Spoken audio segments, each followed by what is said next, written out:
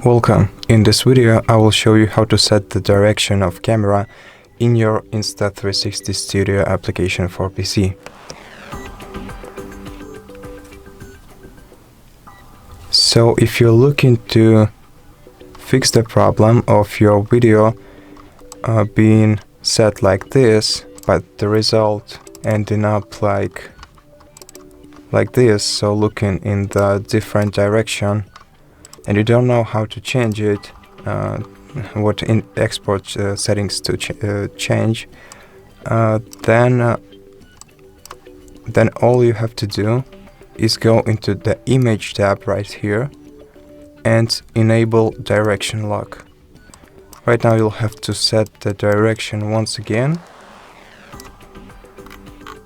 like this. For example, I want the camera to look upwards. So I want it to be, I want the video to look like this, and then if I click export and I export a video, let's wait a while.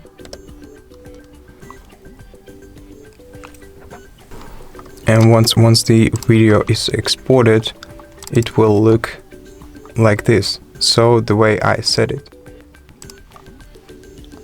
And it won't look in a different direction, it will be fixated in the same spot. But if you want the direction in which your camera looks to be dynamic, for example, let's take this, let's go somewhere further. Let's select this window as the direction at which we want our camera to look. Then we'll have to use this feature called deep track, and to use it have to simply click here, then select the object. In our case it will be this window, and select start deep track. And right now the video will be locked in the same direction, so the camera will be constantly looking at this window. Let's speed up this process a while. And so right now the camera will be following this window right until the point where it disappears.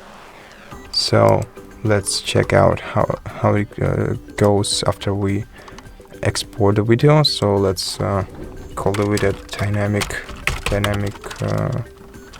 direction. Let's export.